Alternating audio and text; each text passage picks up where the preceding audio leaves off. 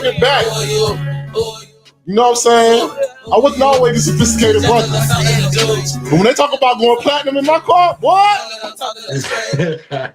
Hola. Boy, the mixtape game, what? Boy, yo. You can't tell me Long Way wasn't next. What? Yo, hey, just a little something to do. Hey. Just a little something to do. New thing. That's some more mixtape. Well, I told you, this back when I was drinking Paul Masson. You know what I'm saying? Some E&J. You know what I'm saying? 20 grand. Amsterdam. It was different back then. Talking about one of my early picks. One of my early favorites. Don't approach me, nigga. You don't know me, nigga. What?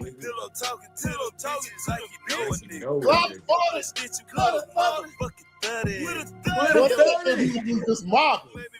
Didn't care about what the lyrics said. He just mobbing. You don't know me.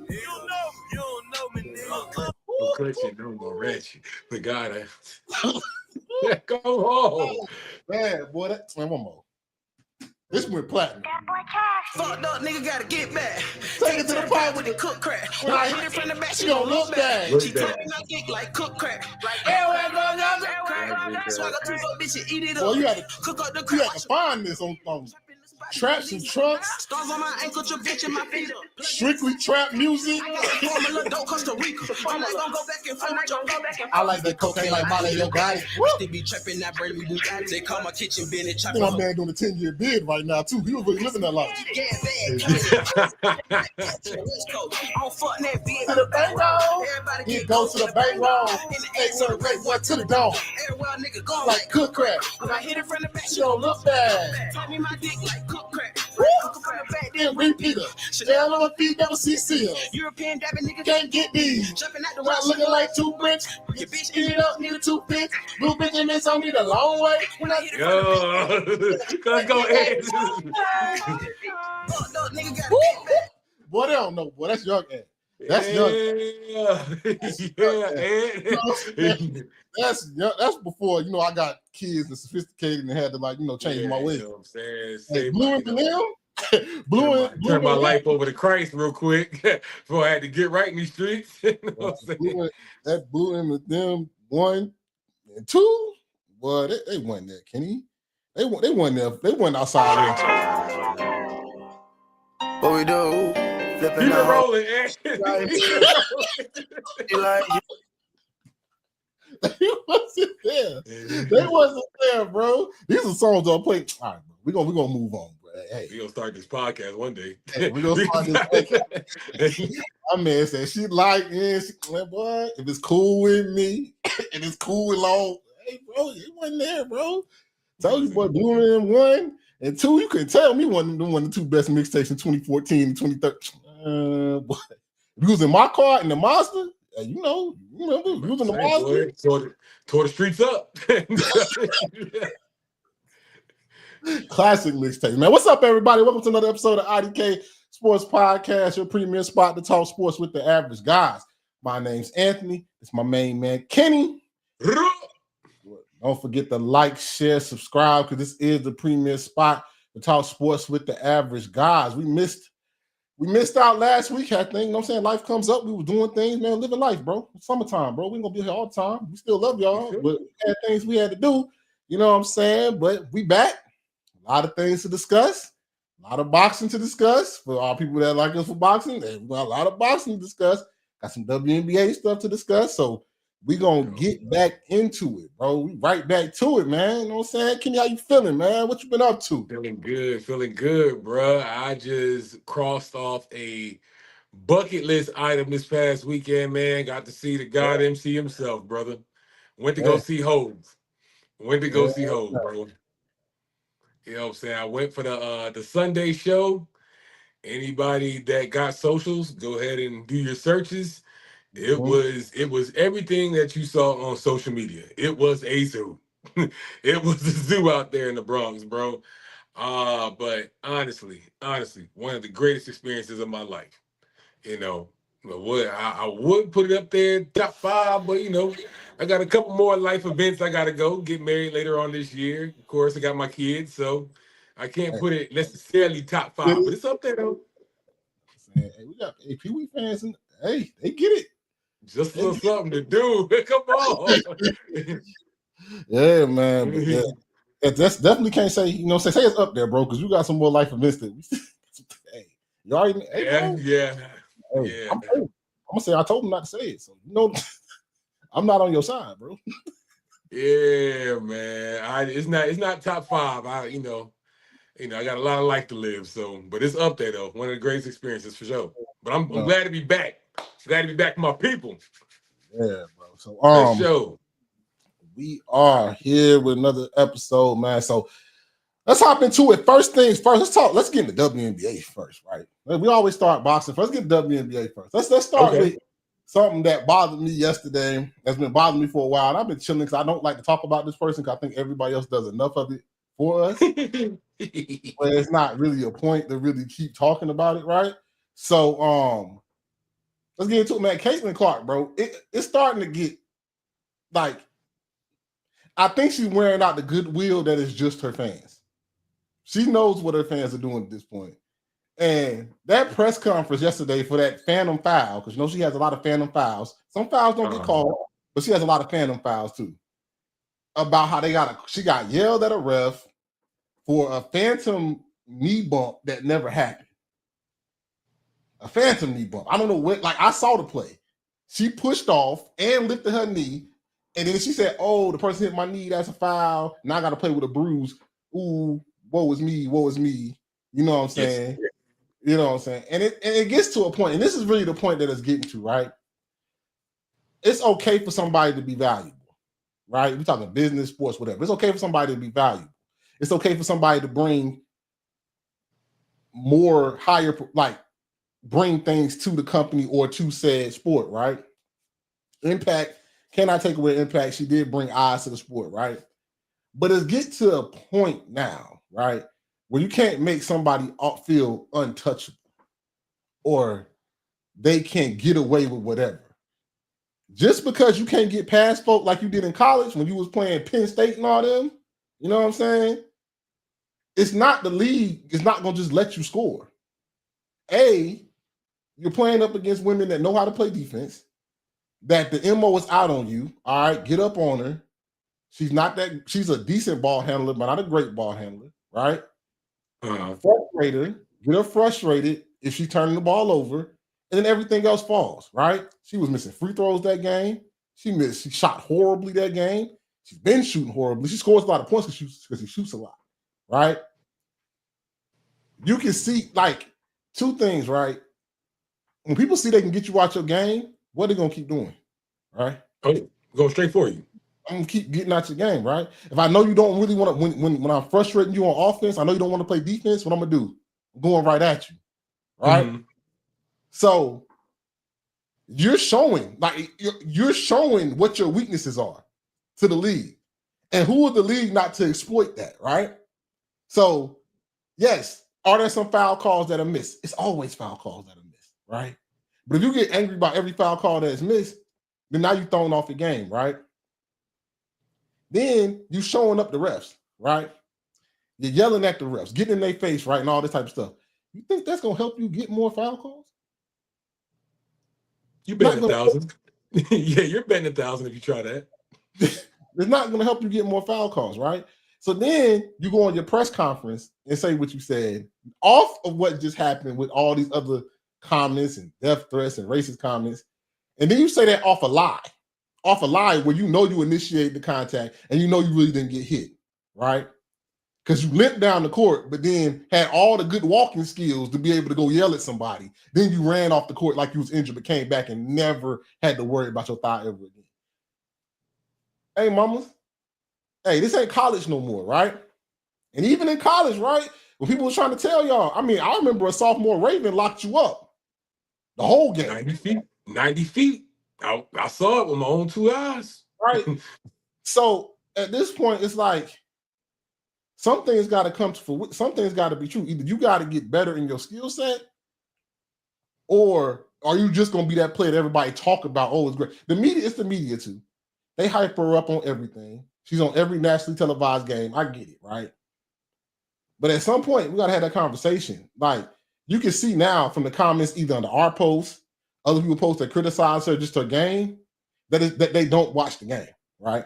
Had this one dude talking about how good Olivia Miles is. Dude looked at him and said, "Oh, I never heard of her." This is a sports podcast, right? How did you not hear it? So I know you're not watching the game, right? Colin Cohert, I'm not even gonna get into him and all his bias with it, right? But at some point, we got to have that conversation. Like, hey, are you this GOAT that everybody want to proclaim you to be, right? Are you this GOAT, right? Mm-hmm. Because Paige killing it, right? Now, I'm gonna just name players that are of the same race as you, right? Paige. So you say the narrative is, oh, these black women are jealous or hate her, right? Or trying to hurt her. It's reverse racism, right? Paige don't have that problem, right? Stewie don't have that problem. That's gonna be my first one. Yep. Sonya don't got that problem, right? Let me give you another one. Marina Mayberry talk more shit and be ready to fight more than any of y'all. Bucket. And she don't have that problem, right? But she don't tolerate no disrespect. We know that. Emma said, "Hey, man, ask Enrique. She know." They were teammates in Notre Dame. You know what I'm saying? So it can't be that, right? It can't be reversed because like it's a lot of white players that are flourishing, right?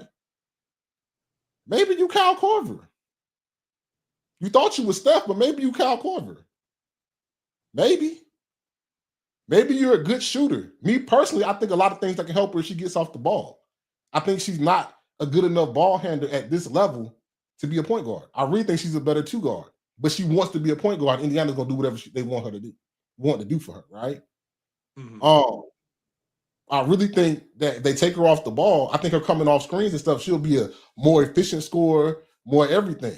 But on the ball, you don't got enough moves to get to the rack. You don't got enough moves to get away from defense. So you do I ain't seen so much failing. She fell like flop around and stuff like soccer players do, bro, in a basketball game. So that's where I'm at with it. It's like at this point, my biggest thing is at this point, hey yo, the goodwill for me is gone. You know what you're doing. That press conference showed me you know what you're doing. You know what you're doing. But that foul never happened, right? The foul never happened. So you know what your fans about to do when you say that in the press conference. Now you got the AI images showing that, oh, look, they didn't know that woman never touched her.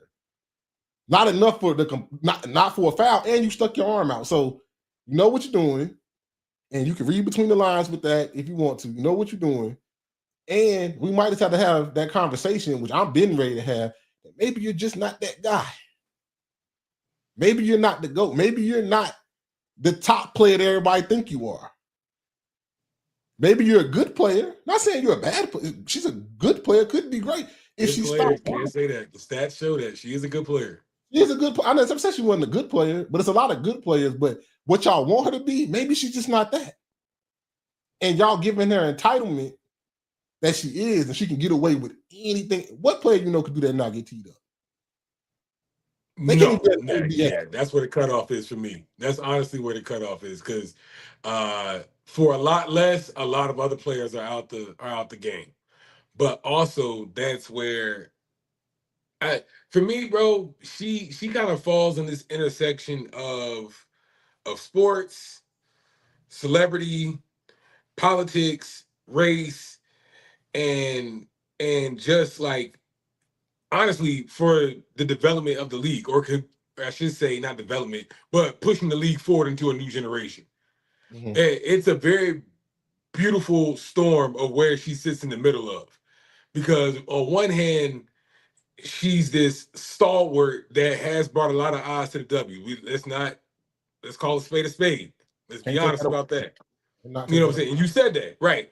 But on the other hand, it's like, girl, come on. That's exactly like again. Girl, come on. Now, and if it's hard to kind of pick a side on this battle, and I don't really want to, because I think two things can be true. I think she does get fouled, and I think she does. She knows how to sell contact. You know what I'm saying? I think two things can be true. I don't think Caitlin Clark is inventing contact, but I also don't think she's above selling it. You know what I'm saying? Even if you were to look at their counterparts in the men's league, hell, James Harden is popular for it. SGA is popular for it. Some would say LeBron is popular for it. You know, that it if you want to be honest, it's kind of what stars do, or at least where the trend of the league is going, is that they know how to sell contact, they know how to get to the line. And we definitely want to turn this into an argument about a woman being too boisterous or too passionate.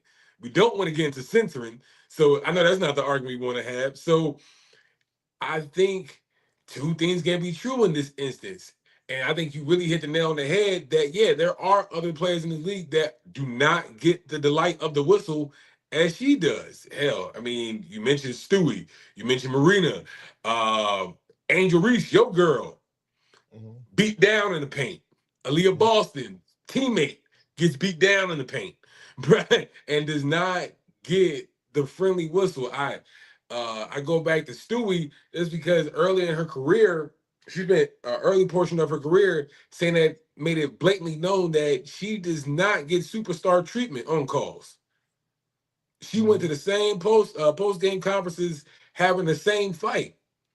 Hey, but to your point, you gotta pay the cost to be the boss. If you want to be the star that you want us to believe you to be, hey, big dog, it's the price of admission, and everybody don't get in. So for you to blaze this path and for you to be that guy,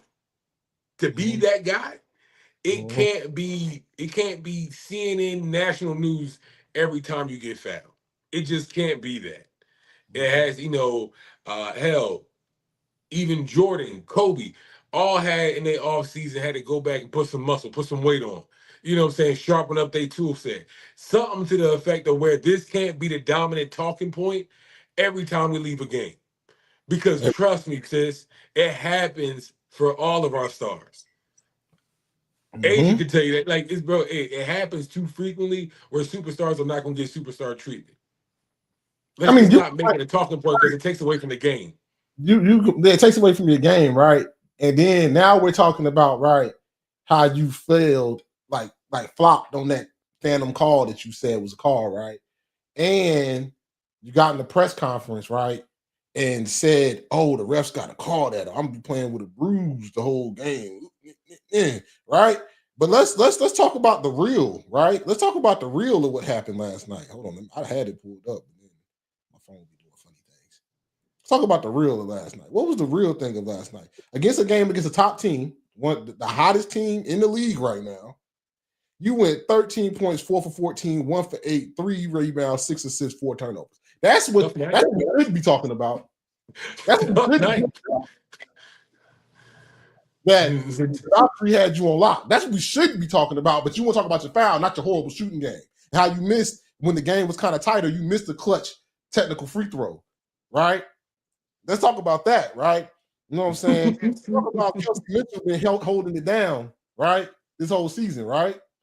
We can't talk about Kelsey Mitchell, how good Kelsey Mitchell is playing, because Caitlin got to talk about how every time she gets touched, it's a foul, and she want to yell. And then when she against the Aces with Chelsea Gray, you fouled her. She bumped into you. You felt. Hey, you felt it. You know what I'm saying? You felt. Hey, weight room. You know.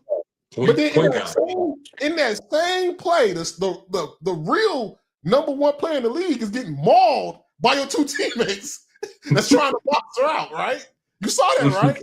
Yeah. Like, so you fell and saying it's a foul when really it wasn't. You just got hit, you know what I'm saying, a little bump and went up. And now you fouled them. Now you crying about a foul that really was your foul, right? While Asia's getting mauled by Leah Boston and Billings trying to box her out, right? What are we doing, bro? Let's play the game. Like when you whine about every foul, it makes when it actually does happen, nobody cares, right? It's like the girl that cried. It's like the boy that cried wolf, right? Yeah. And I think we're trying to make an excuse. I'm gonna let you go. I think they're trying to make an excuse, but for real, you can look at these numbers of points, but these statistics, these field goal and 3-point are nasty, right? Yeah. And here's the thing, man, because the W is hitting on so many cylinders right now, bro. It's it's picking up steam, it's picking up traction. But at the same time, there has been times, hell, I mean, we can even go to Elisa Gray, bro. She has mentioned the officiating this year. Like, But the is I not don't good. want but on some of her contact, I was like, yeah, girl, nah, honestly.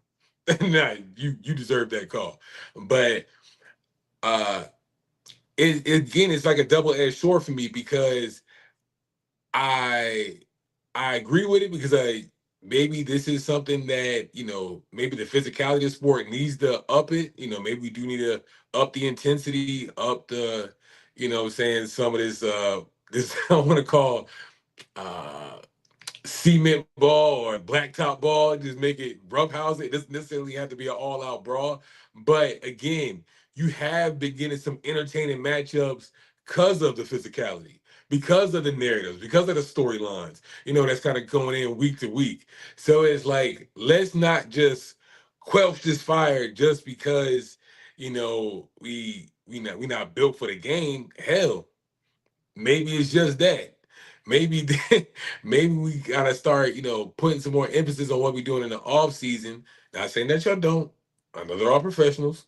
What I'm saying is that, hey, let's not take away from the game too much because it's becoming something that we all knew it had the potential to be.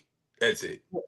And then let's just keep it real. This year, actually, they toned it down. The thing is about freedom of movement. That's why the scores are higher. Like last night, game 88-75. I think the Fever are averaging 90-something points a game. The points are higher. We are allowing more freedom of movement, but they're just not going to allow you to score, right? You have to be able to get past your defender. If your defender beats you to the spot, they just beat you to the spot. That's all it is, bro. That's all it is, bro. And the last thing I'm gonna say, y'all want to name somebody a GOAT that never won a national championship. That's never been a thing in women's basketball. Every person that's been the big time player in this league, Stewie won 3 or 4 of them things, right? Yeah. Asia won 1, right? Candace Parker won 2, I think, right? Tamika Catchings won 1, right? Everybody that's been to 1 has won championships before in college, right? Now it's more competition, right? So I'll give grace to that, right? But even Paige, she won that championship, right? Yes, sir. Well, it look like they might become that one. They haven't won that. They didn't win that championship to live in miles, but she's well on her way to maybe getting some awards this year, right? Oh yeah, that's the part that I'm gonna say. But I digress. We move on. I'm tired of talking about Caitlin Clark. Did enough of it. Y'all can do the rest of the talking, right? Y'all can do it. Let's get to the playoff picture, man. Hey, where we at? Hey, Kenny told y'all at the beginning of the year, bro, that the Valkyrie was one of them teams to watch. And look at them right now. They're on an 8-game win streak. We on fire. Valhalla is on fire. The number 2 seed right now. Oh man! And then let me put it back up there. Another team that I told y'all, look. Hey, you see them? You see them still in the picture, right there at 8. Them young Mystics.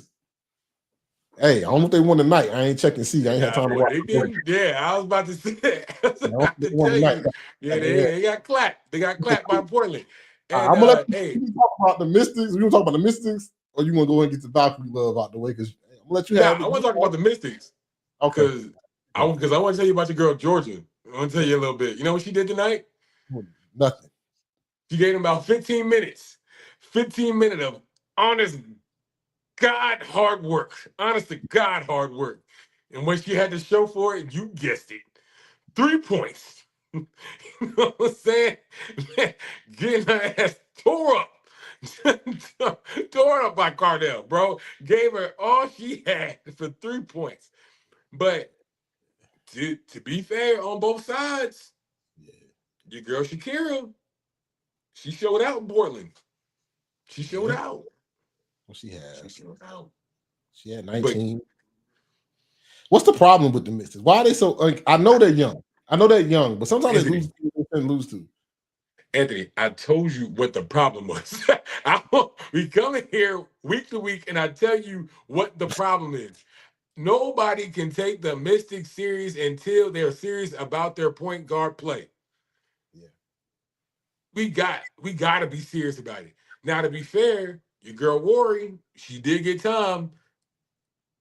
Oh, no, I'm just playing. It was 2 minutes at the end of the game. Stop playing with me. Let's get serious about our point guard play, bro. Yeah. I don't care if it's Lucy. I don't care if it's Georgia. I don't care.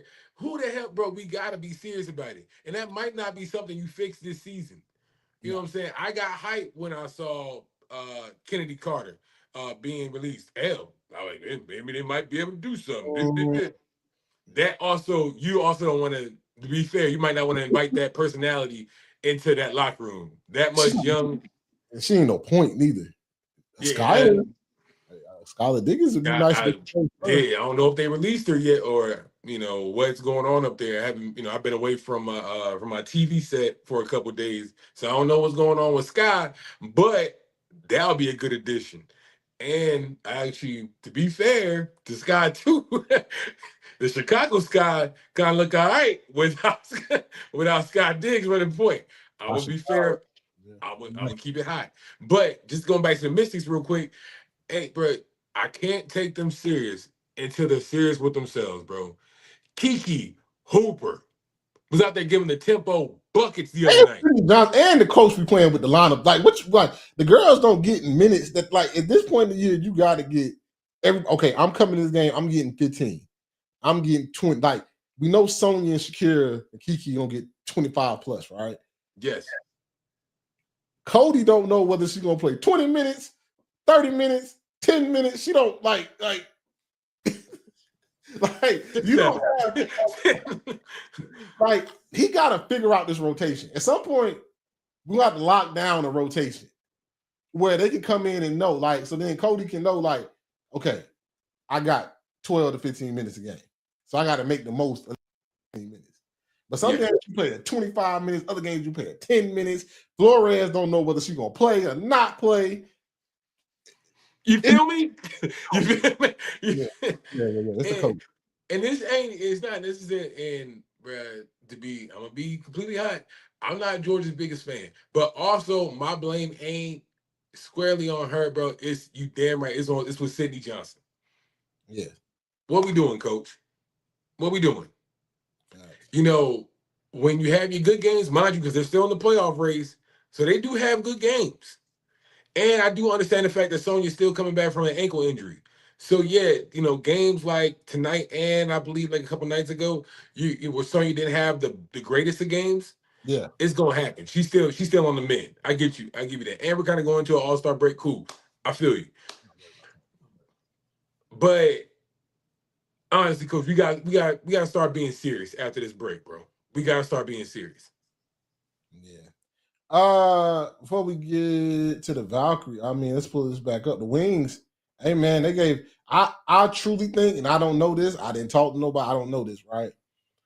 It's an assumption, right? I think Enrique went to Paige and said, "This your team. This your team. Yeah, do your thing." Yeah. Because the way Paige is playing, she's not worried about getting Enrique involved. Enrique's getting her shot when she get it. Fudd is getting hers, like she's doing the thing. I think Enrique said, hey, young fella. Hey, young lady. This you. This is you. You are the one. Don't worry about me. And I think if that did happen, that's a respect that needed to happen, right? Because Paige respects the game. And Enrique is one of the ones. Been one of the ones for a long time, right? But sometimes you got to tell the young one that, like, hey, this you. You gonna lead us to the promised land. And ever since then, they have been playing amazing basketball. Amazing basketball in my eyes, right? Paige has been going off. Fudd, streaky, right? Jessica Shepard having a great year. I'm gonna get into that shortly. That center from China, I'm sorry, I don't know her name right now. She's been getting more acclimated to the lineup. Yep. You know what I'm saying? As a true big, a real presence in the middle. And Arike finding her points when she can and stuff like that. But Age is really taking over this, and you're seeing the transformation. This is her team. No questions. Her team, no question. And I like what the Wings got going on a lot right now. They're behind Valkyrie. They're a hot team right now, scary team to meet right now. Yeah, now they on a 5-game winning streak, bro. I ain't got no notes. That you hit the nail right on the head, bro. No notes. Liberty scaring me. I don't know. This team has a lot of talent, but they just beat a good team and then they'll lose. They're on the skid right now, going to the All-Star break. Then dropped all the way down to 7th place. The Mystics only 1 game behind. Tempo like 2 or 3 games behind. For a team I thought they'd be really better this year and came back to like kind of be competing with the top dogs. I don't know, bro. I don't know.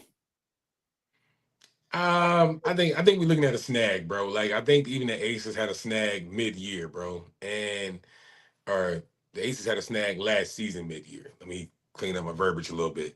Yeah. So I don't want to get too overexcited on what I'm seeing. Mind you, you are absolutely right. They're like in their last 10 games, I think it was reported they're like 3-7 in their last 10 games. So you're right. This is cause for concern. Then they lost with the last 4. They dropped the last 4 games. Mm-hmm. So I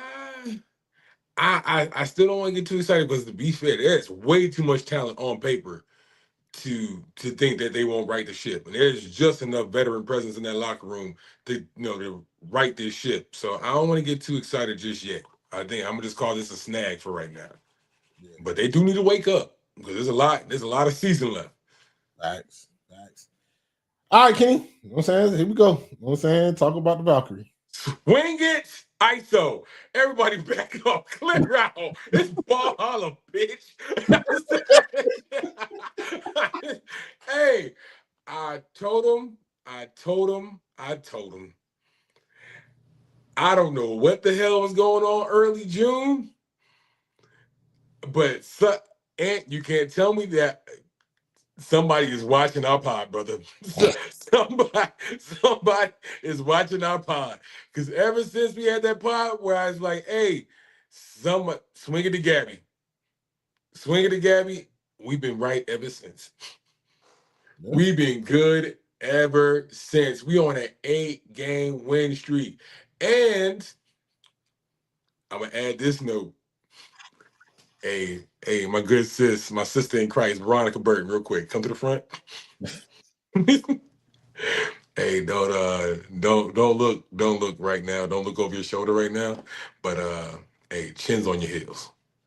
Oh, Veronica play good defense though. She's a very hey. I'm here to tell the truth. I'm here to tell the truth. As a ball holler stand, that is my squad. But hey, that minute increase. It's not by mistake. It's not, her minute's been going up and up and up. Bruh, I'm just saying, it's looking like decisions that will be made. Chin can handle the big moments, bro. She can handle them. She can get physical when she had to. Now, mind you, Veronica is a better defender, but sometimes, especially when Gabby's off the floor, and we still need Burton to kick in. We still need, some of our role players to kick in. Chin can get that engine running. She can take a tough dive to the basket and get you an and one and get to the line. Yeah. She can hit a nice little floater in the middle of the paint. She can spark the offense. And sometimes when we in that rut, we trying to get from second to third gear. When ball hollers in that rut, and like I said, Gabby's off the floor, Chin's right there. She there like State Farm. She be there. So hey, I'm just saying that shadow That shadow, that thing that you feel like you know, sometimes you just be walking and you feel like somebody looking at you, or you feel like somebody right over your shit. It's getting bigger. That's all I want to tell you. But hey, 8-game win streak, whatever you over there mixing in the pot, coach, whatever you over there stirring up, I like it. I like it. And you can send me you can see my thank yous later. I mean, hey, the Valkyrie played great defense consistently. I think that's the biggest thing. They're going to play defense every night in and night out, besides when they play the Lynx. But that when you can play good defense every night like that, you're always gonna keep yourself in games, right? Even when you're not shooting the best, even when you're not scoring the best, they play defense night in and night out. That's some of the best defensive players in the league, right? Mm-hmm.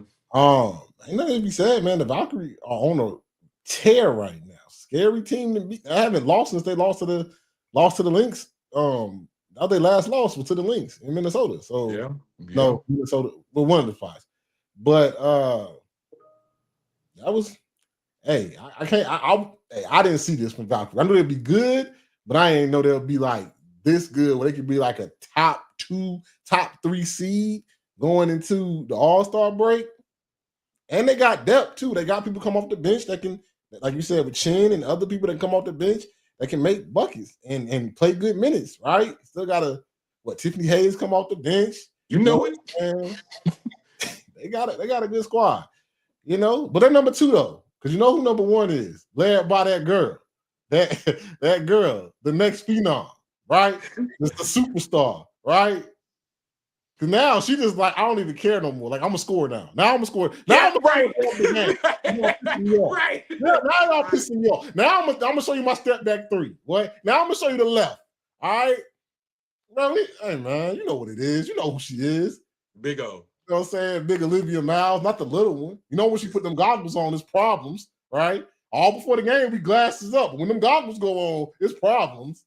You know what I'm saying? That's another one. Olivia Miles complains and talks shit too, right? But guess what she's doing? She giving you 28. He just gives somebody 30. He just gives somebody 30. Like, even with Courtney cooling off a little bit. Okay, what? Oh, Courtney, you cooling off a little bit? Okay, Kayla, knock these threes down. We got it. No problem. Ain't no problem. Ain't no problem. Right? We got that pick and roll. Natasha, you got a small one in the paint. Let me go. Do your thing. Throw it down there. Get your work in. Get that work in. Oh, coffee. Oh, pick and roll on off the thing. Thank you. Let's talk about it. It's not. Don't nothing stop this train, bro. Ain't nothing stopping this train, and we ain't even got Fee back. Fee ain't even back, right? Another team, and we're gonna move on to another segment of the WNBA. Dream.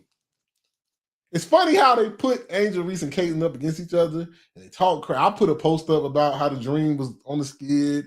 I had a lot of hateful comments. I never had to delete comments before in my life on TikTok. Had to do it for Angel Reese, right? But it's funny how they got the same record, right? They're both up and down teams, right? No difference, right? Mm-hmm. But, the Dream, I like the Dream. They just got to get more consistent night in and night out on. I can't even think. I don't know if it's like, is it defensively? Sometimes they don't shoot good, but they like Ryan Howard's playing really good, but sometimes they can't all play good at the same time, right? Same time, yep. It's like Ryan has a good game. Alicia has a good game. Angel has a good game, right? I think they truly are. I think the missing of the big, that's why you're seeing Okot get more minutes, right? I think the missing of the big, Brianna Harrison as a true big, and I think it's starting to show when they play taller teams. People start to play bigger lineups against them. Because Angel is 6'3", almost 6'4", but she's not a center, right? She's more of a power forward. Yeah. Right? Because she's a little bit more slighter in frame. Brianna, you know what I'm saying, more of a center, right? And can bang with them. Like I saw when they played Seattle. Seattle stayed bringing tall lineups in, right? New York gonna stay bringing tall lineups. Anybody that got like more than one woman that's over 6'4", the height is starting to be a problem with Atlanta. You see what I'm saying? So, that's one of they.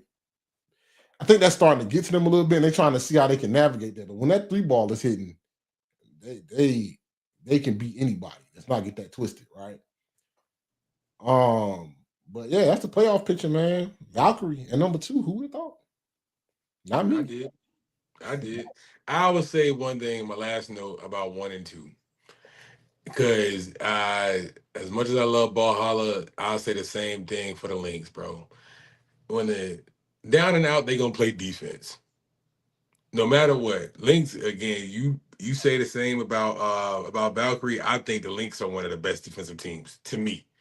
Mhm. I think the contributions they get from Kosu and Coffee is about as impactful as as any other players. I mean, trust me, it's hard to top a guard that can score 30 or Courtney when she's at mid range, but that defensive presence that Coffee and Koshu show in the paint, to assist with Natasha, bro. I know it definitely takes a lot of the burden off Natasha having to be, top dog on both sides of the court. Because they are very impactful, whether that's blocks, hell, Kayla with steals. I know she's up there in steals this year. They pick up they pail of water on both sides of the car or both sides of the court, bro. So they're 1 and 2 for a reason. But look out for the wings, man. Look out for the wings. Wings are really, really playing good, bro. All right, let's give some awards, man. So this is IDK Ant. Your way, I'm right in your face with something to say. I know that you ball, I know that you play like girls in the WNBA. Hey, you like that? You know what I'm saying? That's how I wish I looked sometimes. You know what I'm saying? But IDK Ant WNBA. Got that boy vision board up there. Let's get to the first one.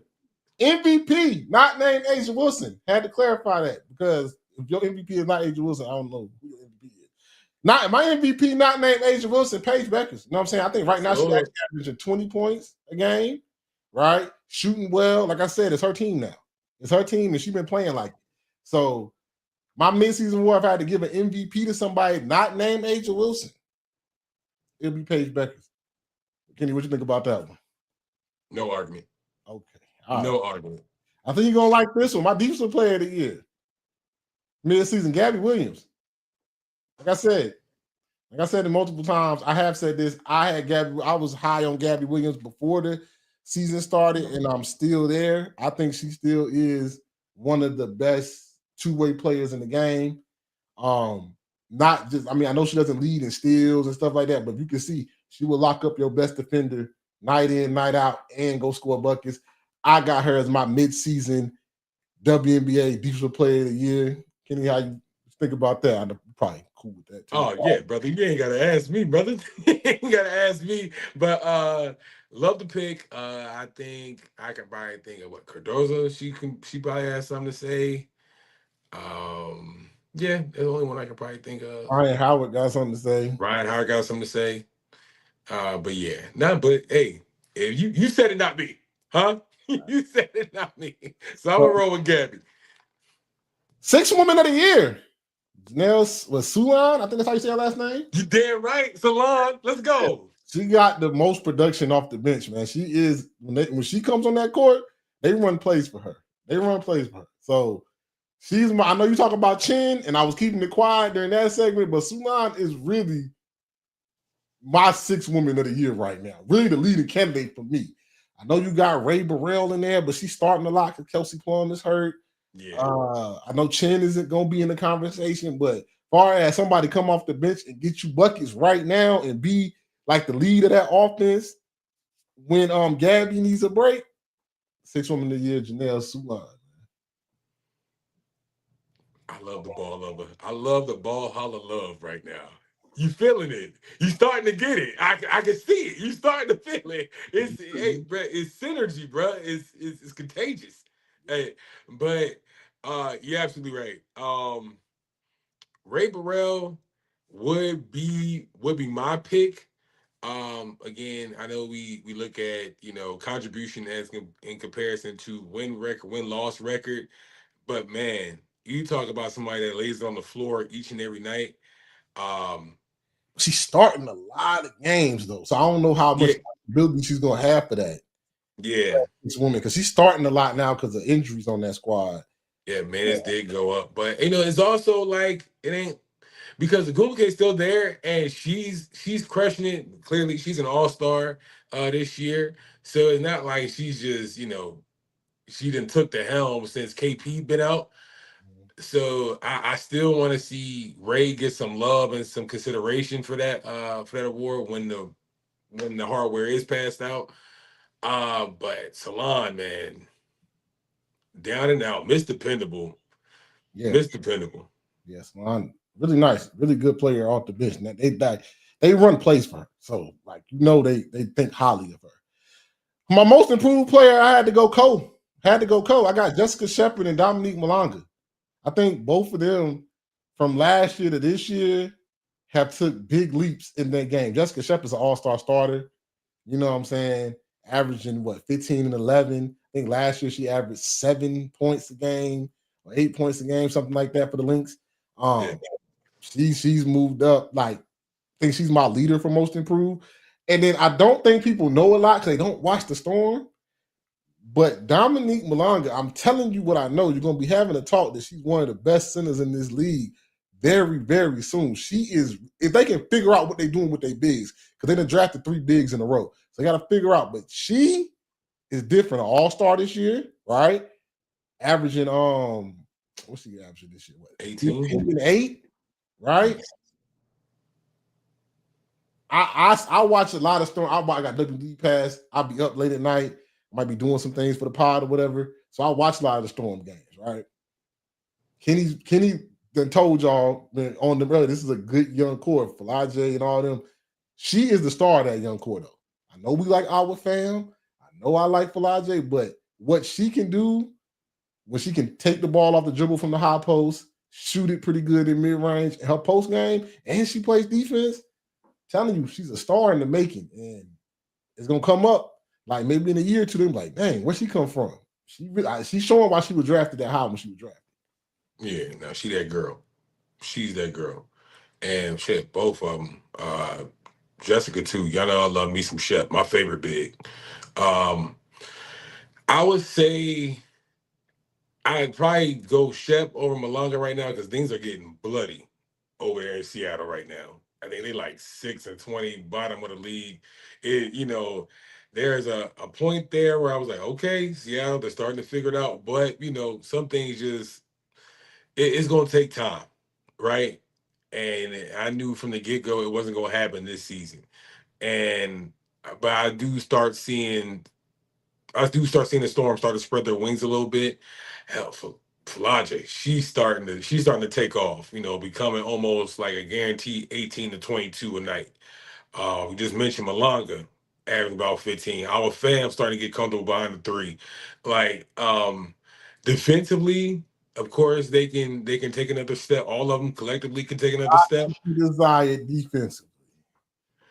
Yeah. They defensively they can all collectively take another step, and that also matters too on the offensive side. Like, hey, we can't all be shot takers. You know what I'm saying? Somebody's gonna have to settle with just being that that 12 and 10 player between Fam and Malonga. But I think it's just gonna take a little bit more time. So I'm gonna have to roll with Shep. Hell, I mean, she was a big role player for the Lynx, so I knew she was gonna be good with the Wings too. So yeah, I agree. Yeah, you on fire, brother. Yeah, that's the ones. I mean, the other ones I didn't write because rookie of the year, we already know who that's gonna be. I didn't do that one. That's discussion is beyond us now. And I think Coach Reeves is about to get her another Coach of the Year because that team is amazing. So, I mean, I ain't really make one for those. I mean, I don't know if we got any disagreements. I mean, Coach of the Year? Oh, you boy tripping. You want to argue. You want to argue. Oh, you want to talk about, man, we talked about ball holler enough, bro. All right, we know where you at. All right, okay. All right. That's around Sidney Johnson, get them in the 5th spot. Don't piss me off. Don't piss me off. You know what I'm saying? They weren't supposed to be good. All right, bro. All right. Yeah. Move on. Baby, lucky Kiki back. That's what I'm gonna tell you. You know how much they get their ass whooped? Kiki wasn't there. All right, I'll let it go. All right, man. Let's get into it. The big news. Coming. Hey, down. We got the mail jumping. Hey, this is shit that get the jail jumping. Hey, man. The Zone is the new home of boxing, bro. The new home of boxing is the Zone. The Zone, if you've been living under a rock or you're not really a boxing fan, and I don't know why you're not a boxing fan, it's a problem. And you're watching this pod, though, so we can make you a boxing fan. The Zone has locked up all major promotions are now streaming on the Zone. PBC was the last piece that they needed.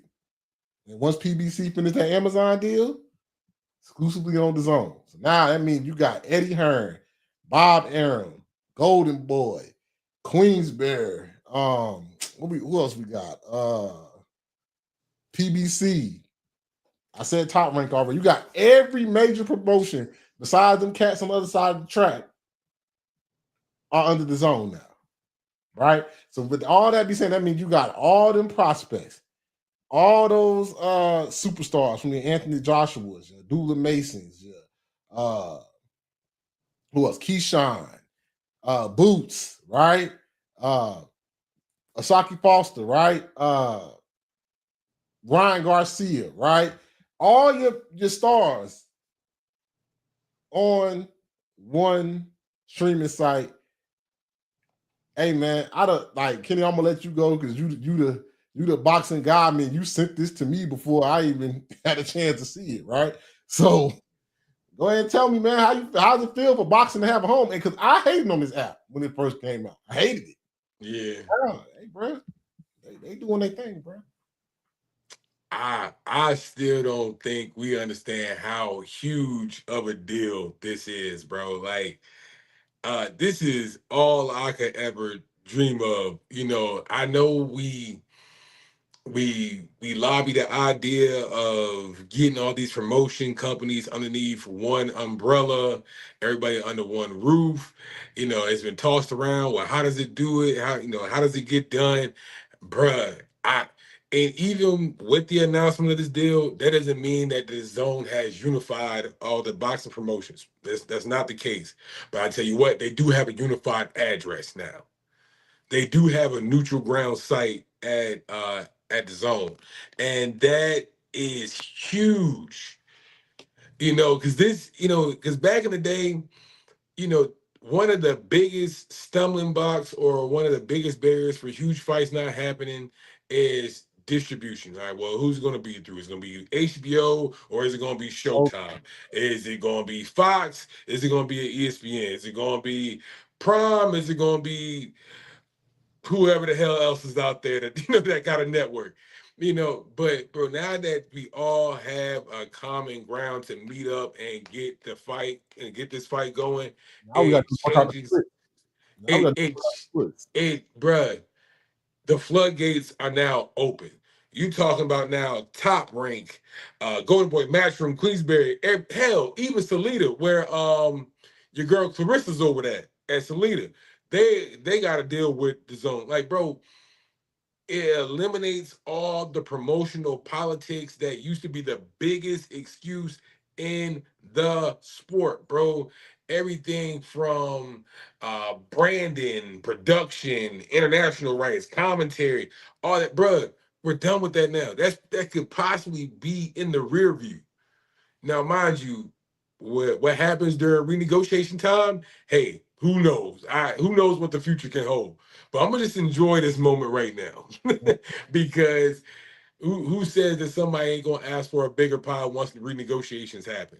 When my fighters have a bigger showing and my fighters get more views on it. Hey, bro, have that discussion with your mama. But for right now, we talking about getting some of the biggest fights and without any hiccups. I mean, now it gives the promoters a chance to say, okay, now I don't have to worry about where it's being streamed at. Now I can just promote it. Yes. And we can work out the splits with the fighters. because we're all getting the same distribution. I have to make sure that Showtime and HBO are happy. I don't have to make sure that everybody's the Zone, right? Pay-per-view, the Zone, right? It's gonna be on TNT through the Zone, right? So now all I gotta do is promote the fight and make the fight as big as possible. Now I can go back to promoting boxers. Bingo. Right? I don't have to worry about, am I gonna put this on ESPN? Am I gonna put this here or put this there? One spot.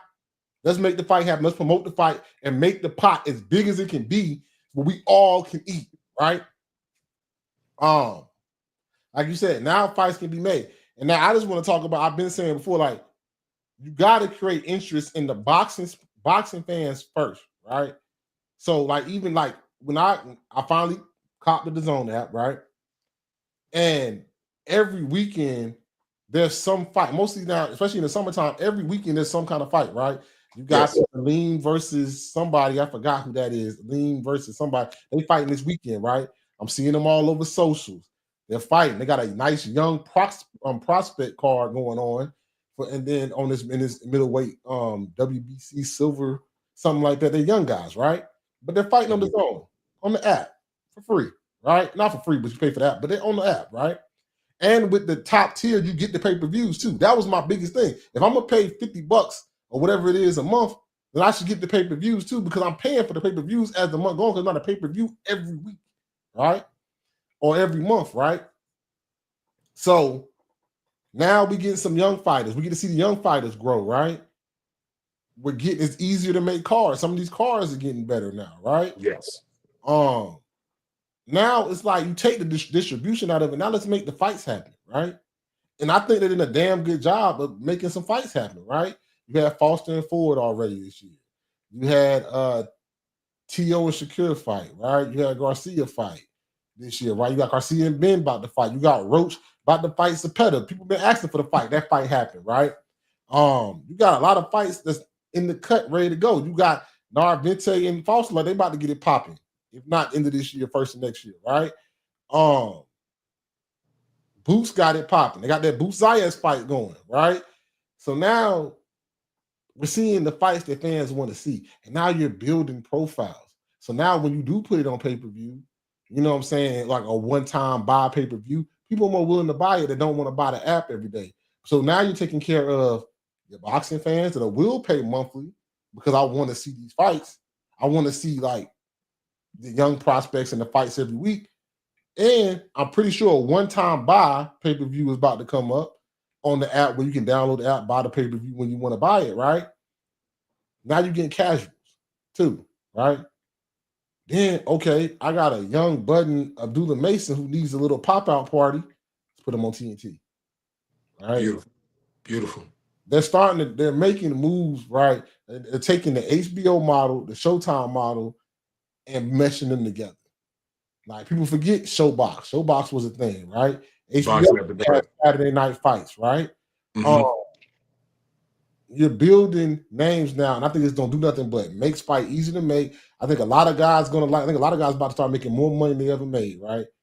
Because now I can truly just promote you. I don't got to worry about distribution. Now I can just promote my fighters, right? Because I know on this app we can get them. So now I can put them on this app.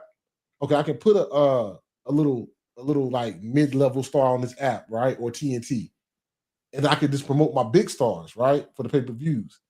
Now it's all one spot, right? We ain't got boxing fans searching everywhere in every which way. I got boxing fans to go one spot. That's more money. More money's gonna be made now. Because now people like me and you can go one spot. I ain't gotta have ESPN. I ain't gotta have this. I'm not ever gonna get Paramount because I don't worry about them. But I ain't gotta have all that other stuff. One spot. What a fight at this weekend, Kenny. The Zone. The Zone. The Zone. It's on the Zone. It's on the Zone. Bro, it's as simple as thinking of the Zone being a central marketplace, right? You know, bro, the possibilities as I'm just sitting here are endless, man. Like, the ideas of tournaments comes back into play. As you mentioned, now we can just focus on promotion. Hell, cross promotion. You know, hey, you got a PBC fighter on a top ranked card? Hell, bro, that's cool because I got a top ranked fighter, got a big card coming up. We'll promote him. We'll promote both of them at the same time, in the same spot. Mm-hmm. Not just because I got a fan that likes to watch ESPN and a fan that likes to watch Showtime. We doing it at the same place. You know, if you want to start building out your network a little bit and start putting personalities to surround this marketplace, you can do that. And then we're watching the same content. Hell, your boy Max Kellerman probably leave ring and go over there at some point. You'll start getting fighters to make appearances again because they're not just restricted to being at this event that Top Rank is having or this event that PBC is having. Bro, again, the concept of giving everybody the same address and the same location is going to be so beneficial for the sport. And my last point is that you mentioned TNT. For them to take a leap and to step out on faith and kind of like jump into this game too at the right time is so pivotal because again, now you're introducing linear TV back into the conversation. It's not all just subscription based or pay-per-view based. To your point of getting a casual or building a fighter or getting some stock around a young fighter. Now we know that we can go, I believe it's once a month or once a week. I forgot what their scale is, but at least with TNT, we know, hey, I ain't doing nothing Saturday. Like you mentioned, Saturday night, I ain't doing nothing Saturday night. Let me see what they got going on. All right, hey, bro, I don't know if anybody was watching, but they had this young cat on the other night. Boy can get down. It's stuff like that, and you get more eyes and more exposure for that fighter out of nowhere. Again, do I believe there's talent that's still unseen? Of course. They just ain't got the right eyes on them. I mean, who knew what profile Albert Bell could have had if this opportunity was available to him earlier? Yeah. But now that this exists, hell, man, maybe the next Albert Bell won't be hard to find. And this ain't the first time we're really speaking of him, speaking of a fighter of his ilk or at that, right at the cusp of a big fight. We'll have that discussion about him way prior to, where he has that right support and has that real fan base. You know what I mean? Like, bro, the possibilities of this deal and that, linear TV like TNT is jumping in with the zone to make these type of things happen too, bro. It's, again, this is what the sport needed. The scheduling gets easier. I just mentioned the promotion gets easier. The branding gets easier. Like, bro, the big fights that we sit around on socials and just balk about all the time, they're more possible and easier to come to fruition, bro, because the biggest chip on the table just got removed. So, bro, yeah, I'm telling you, this just moved mountains for the sport. And they're doing it in seamless, right? You see how it was a thing with Top Rank versus Matchroom, right? All year. Yeah. Now we shifting. Now after this fight, after this next week, it's a lot of PBC fights coming up, right? Mm-hmm. This one, you got Spence coming up, right? You got Lamont coming up, right? It's a couple other ones too, but you starting to see PBC starting to get some fights in there now. It's like I said, it just takes the who's going, where it's going to be. It makes the confusion for boxing fans like, hey, it's right here. This is where it's going to be. I think it does nothing but make cats money. We're gonna talk about some cats that maybe be on the wrong sides of the track, right? But I love it. Next thing, right? We didn't get to talk about it last week. Abdullah Mason defended his crown against Albert Bell, who you brought up. This card was a good card. Picking a TNT helping profiles. I think this profile helped Shushu too. I think Shushu profiles got uplifted because he's a world champion, but I think some people kind of saw his skills, saw his toughness a little bit too. I think it helped him. But to the main card, Albert Bell, brother. And Kenny might have a different take than me, but Albert Bell, brother, I think you was waiting on this opportunity, and I think you let this opportunity slip away from you. I think you had a real inkling that you had a chance to pull off this upset on the young champion. It just said veteran fighter, young champion boxer versus a young champion that gets knockouts. Young brother, You had him. You had him. I mean, I had you up, what, maybe 6 rounds to 1 in the first 7, maybe 5-2, if you want to be generous. But you was doing your thing. You got hit. I know dude messed up your nose. All of you could just hold, if you just held on and kept using that jab, stop standing there. If you kept using that jab in your head, I think we have a different case. But shout out to Abdullah. Corner told him he was down, came out that last round throwing haymakers, boy, throwing some crazy stuff to my man. Dropped him once, dropped him again. Referee called the fight. Was it a good stoppage? I don't know. It looked kind of iffy to me. I don't think dude counted, if I'm not mistaken. He didn't. He didn't even count. He didn't give him a count. So that was a little iffy, but I think my man squandered. I think my man lost the opportunity that he's probably never going to get again. He's been waiting a long time for it. Good fighter, but sometimes I think it's a difference between being a good fighter and a champion. And I know his nose got. I know he had his nose fractured, nose got dislocated, broke, whatever. I think Abdullah showed a little bit more champion spirit than my man. And sometimes that's all the separation is. You got all the skills in the world. Is Abdullah more skilled than you at this point? I don't think so. But he got that championship dog in him, and we saw what happened. I think we both been like an early fan of Abdullah. It's kind of been like just wait and see. But I think in this Bell fight, it was a statement piece.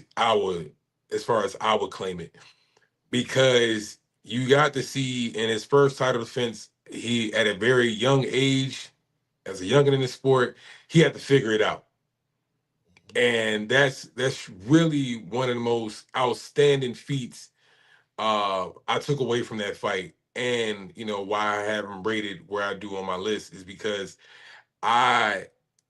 for a young guy, and it's not going in your favor. Mind you, this was a TNT production where they showed the scorecards like mid-fight. So it was known not only to the boxers, but to the public that Mason was down on the card, to make the adjustments that you needed to, and to literally see somebody in real time flip the switch and saying, hey, bro, we need a knockout. Corner is saying, hey, Dula, we need a knockout. He gave the corner what they was asking for, and we witnessed it in real time. It is about as essential as you watching a playoff game and knowing your favorite team is down, down 3 or down 7-8, drive down the field, get us a field goal or score a touchdown. We need it. Yeah. Down by 3, hey, Steph, go hit this 3 for us. That same dog, that same switch is what Dula showed the public last night, bro. And to ask a 21, 22-year-old kid that in his first headlining event at the crib, title defense. Hey, bro, I don't think we really give as much credence as it should, bro, because boxing is a very isolated sport. I say it time and time again on this pod, bro, but to ask that of a youngin to do it, man, bro, that showed progression beyond his years, man, maturity beyond his years. Right. And that's a feat that I just can't overlook, bro. He had to figure that out in real time, really step down on the gas pedal in real time. That, bro, we're not just talking about a regular fighter here. We're talking about, okay, this is a true people champion or a true champion. That's really something that we want to see out of young fighters that actually give a damn about the sport. Yeah. Man, all hats praises to him, man. Love what Dula doing, man. Yeah. So I mean, speaking of Abdullah, let's get into it, man. Let's get into this. You know what I'm saying? Pound for pound ranking. Not much change. I mean, you got your man Boots at 5, right? He's in jump from 10 to 5. We still got Haney on there, and then, like you said, you just talked about your boy Abdullah Mason, Kenny. You added him to number 10. So what you got to say about? I like your pound for pound ranking, me personally. I think It's shows jokers as active, and it still show respect to some jokers' resume that you got to just show respect to. But I probably would put Foster at number 10 if we was gonna pick over Mason. Because I kind of think his resume is a little bit better, but I like it, man. Kenny, what I'm saying? Let's talk about your pound for pound. I'm up for hearing any conversation, man, because that Tim spot is very tricky. But just for me, man, all the points I just mentioned about Dula, bro, like I think when I kind of boiled down what my pound for pound list is going to be about, of course, we mentioned activity. We mentioned fighters that really be in the booth, that's really putting on for the sport.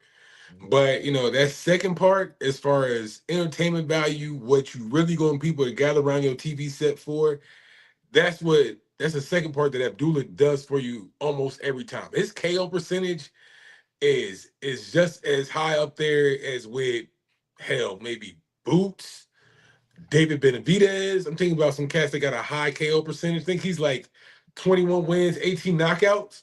Mm-hmm. I mean, you don't get it, it ain't like, round one knockouts, but as that Bell fight just showed you, I'ma still stop my opponent, whether it's first round or 12th round. I'm gonna give you something to watch. I'm gonna get, what I'm saying, I'm not ever gonna make it comfortable for you to walk away from your TV set. And that's the point to me, bro. Mm-hmm. Is that I'm gonna see Dula win in different circumstances. I think in the Nakatila fight, he showed you something. In the Noakes fight, in his first shot at a belt, he showed you something. And then in this Bell fight, bro, again, I mentioned it's somebody that had to figure out in real time. Had to go from being down on the cards to, hey, bro, there's only way I'm gonna bring this thing home. Mm-hmm. You know what I'm saying? To show you something every at bat.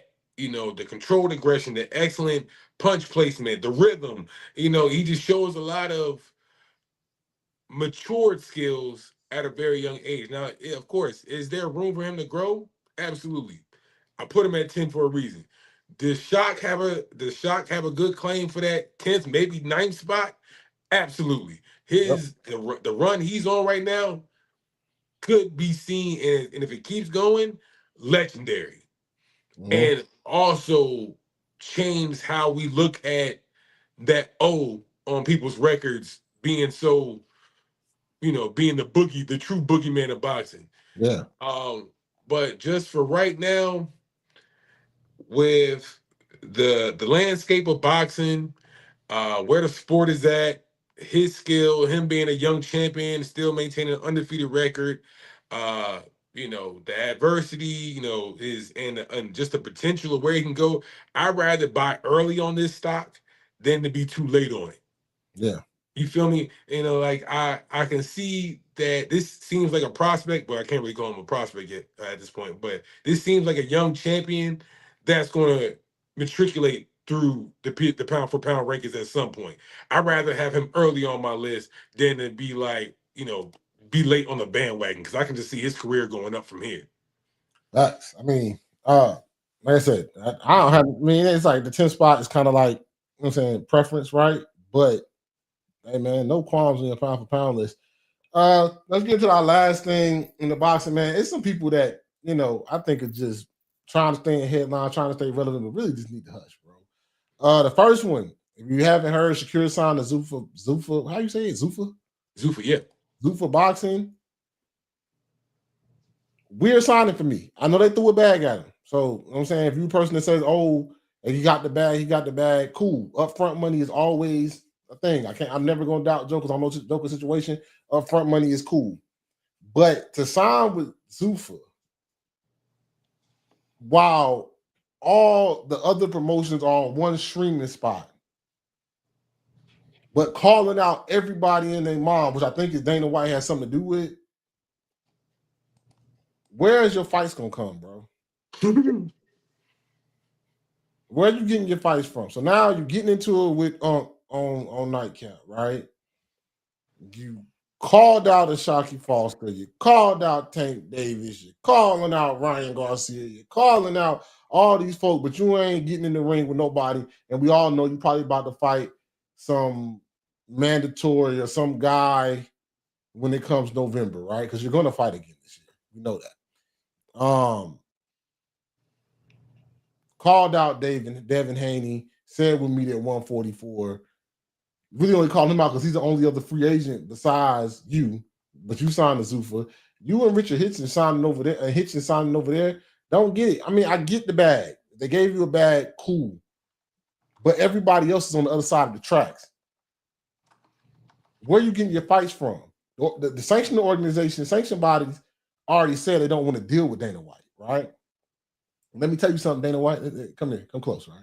Mm-hmm. It's more than mob ties to this sanctioning body stuff, right? Some of it is mob ties, some of them cartel ties, some of them a lot of other ties, right? Allegedly, don't want to get sued, but it's a reason why the sanctioning bodies always win at the end of the day, right? Get their way, right? And people have tried to buck the system. It hasn't worked yet, right? Cool. You got some Ring Magazine champs. Let's keep it a buck. The Ring Magazine champs ain't even a belt. They were just never recognized by the magazine, and people respected the Ring Magazine, right? But WBC, like WBO said they don't want to deal with you. WBA say they don't want to deal with you. People say they don't want to deal with you. So where are you getting these fights from? Oh, you're trying to create your own belt. But if you ain't fighting nobody with respectable names, it doesn't matter, right? Conor Benn signed over there. Conor Benn, okay, cool, right? You left Matchroom, you signed Zuffa, right? Y'all better hope that man beat Ryan Garcia, because if he doesn't, y'all about to be shut out. Because Golden Boy did it because it almost got stalled up, so you had to grease in the pocket. I don't know what the splits for that fight is. It's probably ugly. I bet you Ryan getting a bag for this fight. Golden Boy and Ryan probably getting a bag for this fight, right? No? Yeah. No, I'm saying stupid.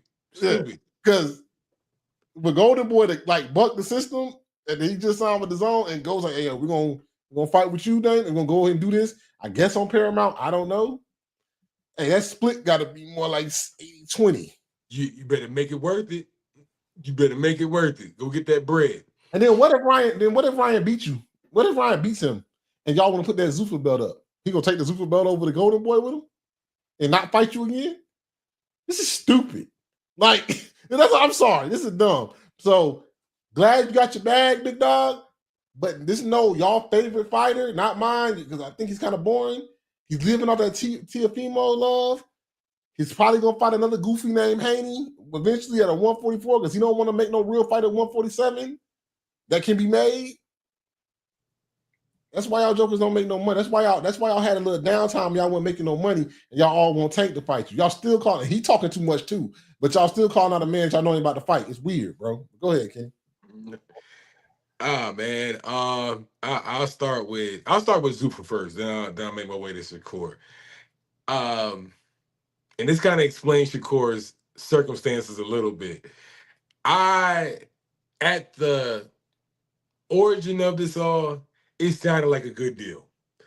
You know, we're going to get rid of the sanction bodies and we're going to make one league and we're going to take this UFC model. Yeah, Dana, that sounded good. It sounded good. You know, you thought you could just bypass all the red tape. I ain't had to shake no hands. I ain't had to kiss no babies. I ain't had to pay no dues, bro. Like, it sounded good, you know, because at the time, you made a lot of promises, you know, saying I'm going to make all the big fights happening.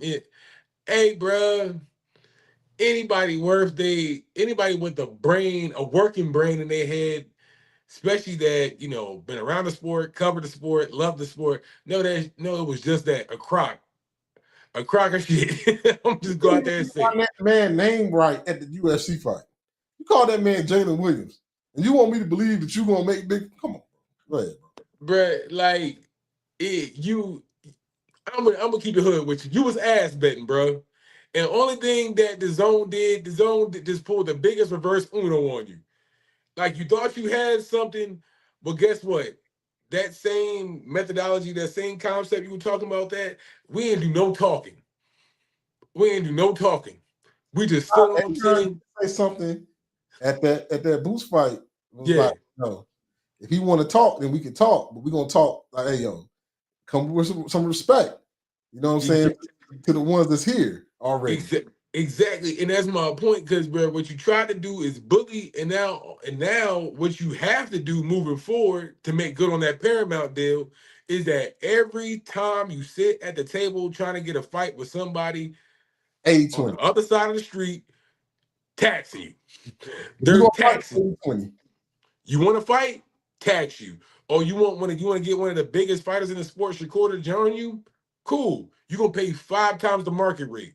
Because why? You gotta make it make sense why he's leaving from the promised land and come join you in Zuffa to fight for some make-believe ass belt. Yeah, so Shakur want to fight somebody on PBC, 80-20. Tax him. Now you gonna have to pay Shakur to keep him happy, right? But you ain't gonna make no money because Heyman and them was like, nah, I can go fight. Well, why would I do that when I can get with Eddie and go fight somebody else? Yeah, Like, but that's the dream you sell because it's all good. I got the turkey in my back pocket, bro. All you gonna be doing is spending his money. That shit is sell, bro. That I'm sorry. After this Joshua Fury fight, I'm sorry. You have nothing left to sell us. You have nothing left to sell us because the biggest deal that could be made was just made this summer. That sold the game up. Anything else is just you paying through the nose to stay afloat. Now let's make that way over to Shakur, bro. I don't hear no crying. You can't get no. And that goes for the rest of the roster. Connor, Hitchens, anybody else that jump ship, man. Hey, you made that bed, lie in it. That's why you all on social media trying to, bro. No, man. I don't want you. One of my favorite fighters ever, legend. I'm glad he stuck around the sport to still drop gems and to give wisdom to the game, bro. Roy Jones said it the best, man. Hey, man, all money ain't good money. Mm-hmm. Y'all boys jumped over to Zuffa because they had the biggest check for you. Now what? Yo, legacy, if every fighter decides to do what's best for them, y'all gonna be left stranded on that island.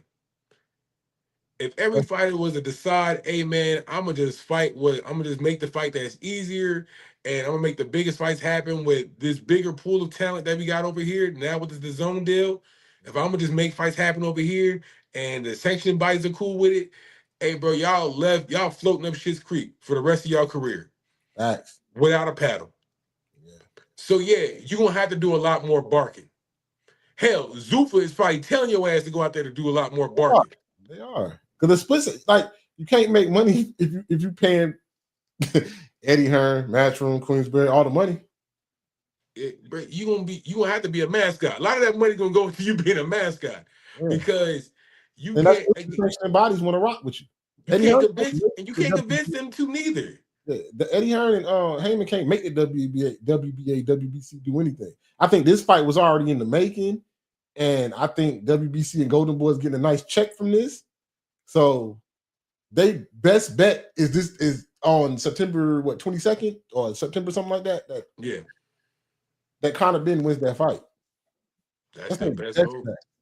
That's the best bet. And it even kind of plays into the names that he's calling for, right? Like with Shakur, he's calling out Haney come down to 144. That makes sense, right? Because right now Devin Haney is considered a promotional free agent. He ain't necessarily signed to anybody in the game. Not a top ranked Matchroom. He's kind of he's doing business in house. Shout out to him. That's actually really smart. He's calling out Tank. Tank is still with PBC, but in that deal with the zone, PBC made it known that they're gonna, make agreements for his fight exclusive for Tank. All Tank's fights are exclusive to that zone deal. Bro, like y'all he's not gonna fight this year. Yeah, so that well wishes to you in 2027 or in the future, whatever you want to say. But those two top dogs, those are literally your only option. And like hell, you better make sure Shakur, your team, Dana White, Zuffa, everybody else is a turkey. Anybody else over there at Zuffa better make sure y'all come through on that promise. Because those are going to be the only time y'all going to be able to make good on that deal with Paramount. And that's even if PBC want to get down with you at Paramount if it's Tank. Or if Devin Haney is down to come to 144 and vacate that belt. Because if neither of those two conditions are met, bro, like I said, y'all up shit's creek. Saying like no recourse. And there's a reason why there's more than one belt in boxing, right? And people that don't watch boxing know even under the world championship belt, it's other belts like the silver, continental. There's other belts underneath those major belts because boxing is one of the most popular sports in the world. It's a lot of people that box professionally that's trying to get in these world rankings. You can't have one, so you can't have one belt even under the sanctioning bodies. So thinking that Zuffa, you about to make a boxing stable and have one belt, it's not UFC, bro. It's not UFC. You know what I'm saying? And you're not going to, all right, bro. You got to have a big stable to fight as much as they want to fight. You're not going to fight in boxing every 2 months. Can't. Your best chances moving forward is to become a damn proving ground league. That's your best chance. Is getting with some underground prospects, not underground, but some new talent and fostering a fight system with them. You know, you're gonna really have to build it from the ground up. That's the only way you're gonna get eyes in this boxing game. Because right now, I don't see too many options. Not at all. I don't see too many options. Y'all came in calling your shot. Now you done got pitted in the corner. Y'all chose this. Y'all chose this hell. Now live in it. Facts, man. Facts. I mean, it's just goofy. I think now they got you out here doing goofy shit because you need to fight. And you don't want to fight a bum, right? Well, not a bum. You don't want to fight somebody of a really lesser name, right? Everybody's locked in over here, but distributing everything is easier to make a fight here now. So why go to you and then want to be fair about it? Well, let's do a 50. Let's do a 60-40. You know, Shakur's a big name. 80-20. You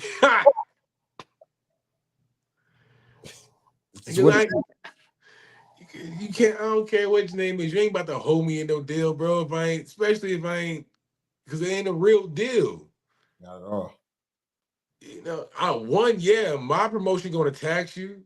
So you gonna recoup from coming out of my purse? No. Exactly. No. So there ain't no real money in those deals, man. Not at all, bro. But next week you come on here, man. Hey, bro, we talking about next week. It's that time. It's that time. It's fight week next week. And the ones that know, and the ones that don't should know. We'll talk about that next week. But for this episode,